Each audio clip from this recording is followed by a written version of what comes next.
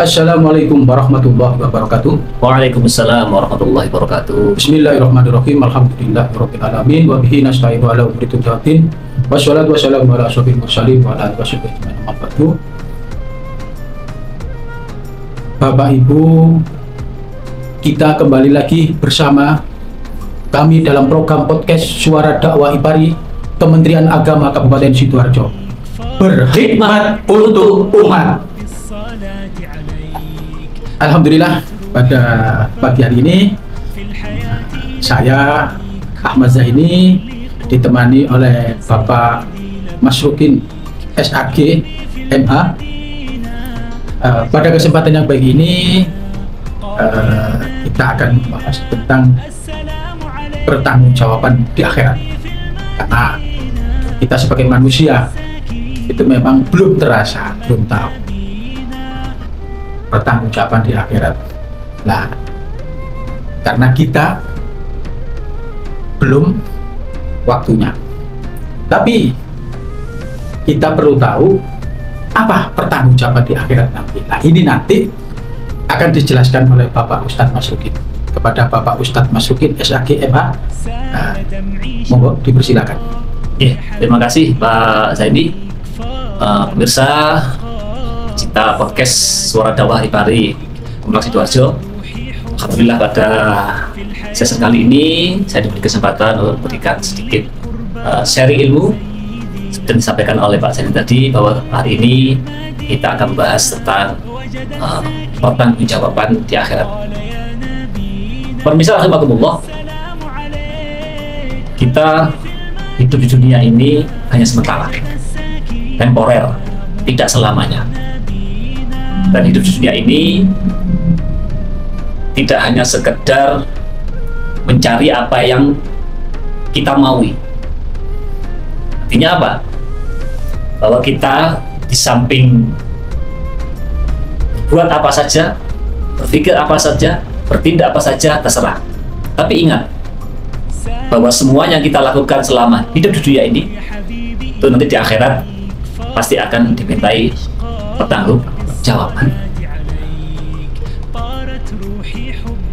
Allah Ta'ala membebaskan kita mau berkata apa saja, berbuat apa saja, terserah kita, terserah pilihan manusia.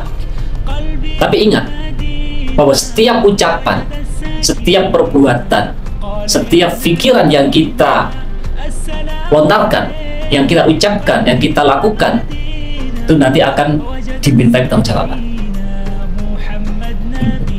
Ya. Jadi Pak Zain, dalam Al-Quran dalam surat Yasin itu dijelaskan, salah satu ayatnya berbunyi a'udzubillahi minasyaitonirrajim, al-yauma nakhtimu ala afwahihim wa tukallimuna aydihim wa tashhadu arjuluhum bima kanu yaksibun. Betul. Jadi makna bebas dari ayat tadi bahwa nanti di akhirat Allah Ta'ala akan menutup, akan mengunci mulut-mulut manusia. Jadi tidak ini ya, semua tangan akan bicara sendiri. Kelanjutannya, telinga sendiri. ayat tadi kelanjutannya, wa tukallimuna aydihim. Ya. Sehingga nanti yang akan bersaksi adalah tangan-tangan kita.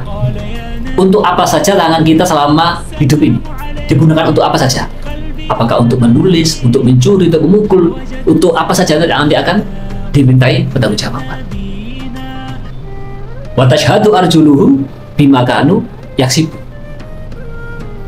Dan juga kaki kita ini yang kita gunakan selama hidup ini digunakan ke arah mana saja. Jalan-jalan kemana saja? Ya. Ke masjid kah? Atau ke alun-alun kah? Atau ke tempat kemaksiatan, ke mall? Itu nanti akan dimintai pertanggungjawaban.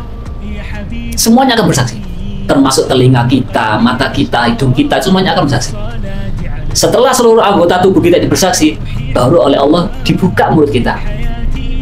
Seraya berkata, bagaimana mulut persaksian dari teman-temanmu anggota badan lainnya? Apakah yang seperti itu?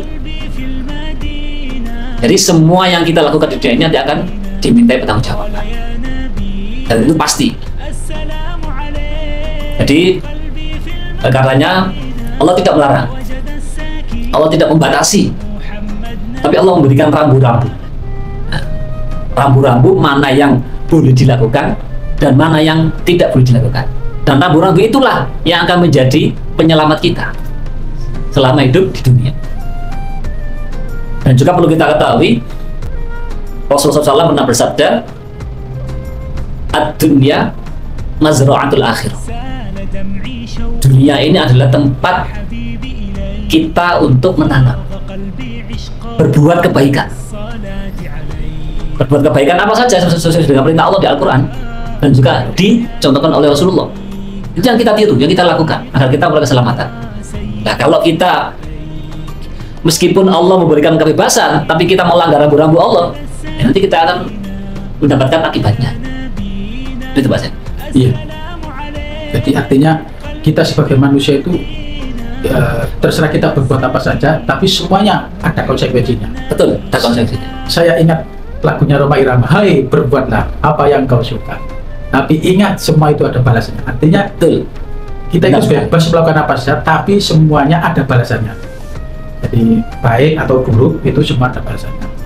Nah ini kadang-kadang memang kita itu ada yang memahami, ada yang belum memahami apa yang kita lakukan itu baik atau buruk. Nah ini Ustaz Pak Masruk ini yang kadang-kadang perlu nasihat atau pencerahan-pencerahan dari ulama atau kiai agar kita itu dalam berbuat apa saja itu tahu ini yang lurus, yang benar, ini yang tidak benar, karena ada pertanggungjawabannya di akhirat.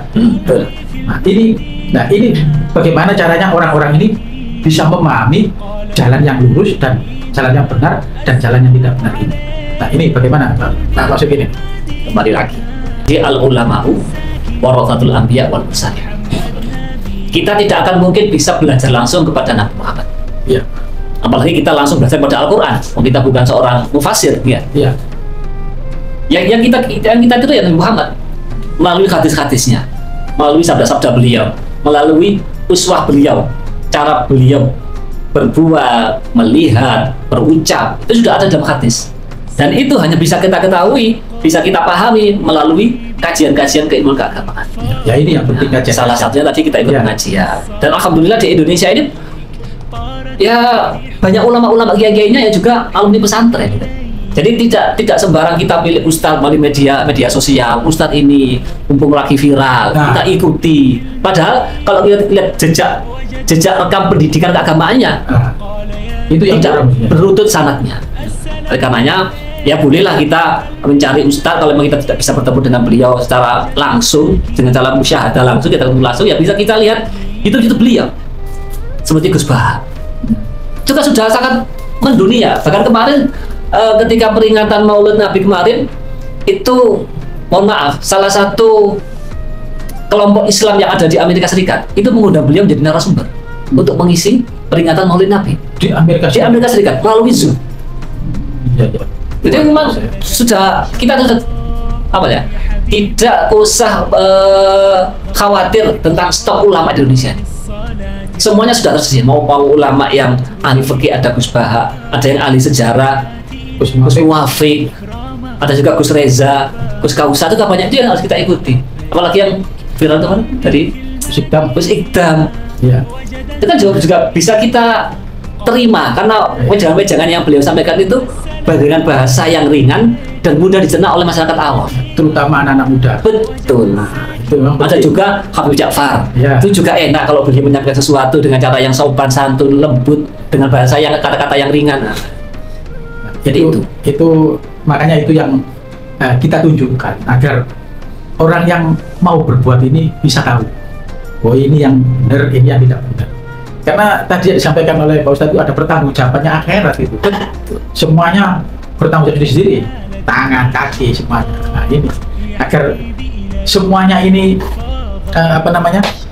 bisa berjalan dengan baik, mulai ujung rambut sampai ujung kaki bisa berjalan dengan baik. Lah ini perlu tausiah, nasihat, pendekatan.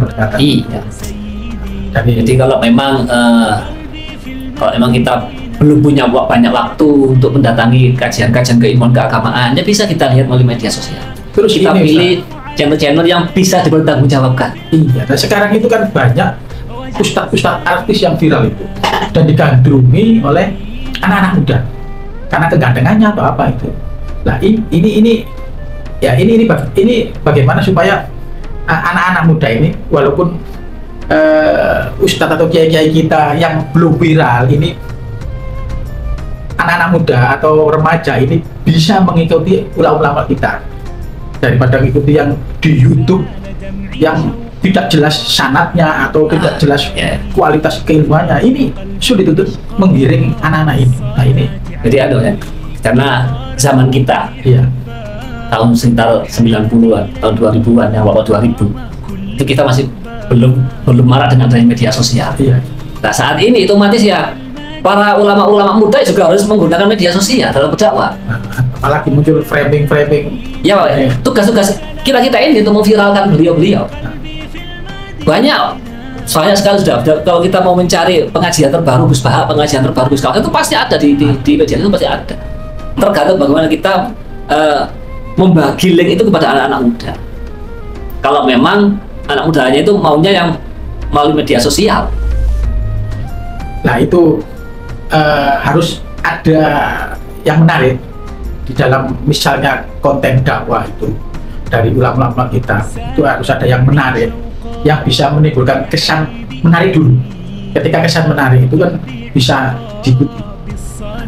Nah ini juga kadang-kadang sulit. Kenapa ya kok sulit untuk memframing itu di YouTube itu? Nah apakah kita kurang itu ilmunya? Ya jelas kalau seperti itu kita memang tergantung tim kreator dari ulama-ulama muda itu.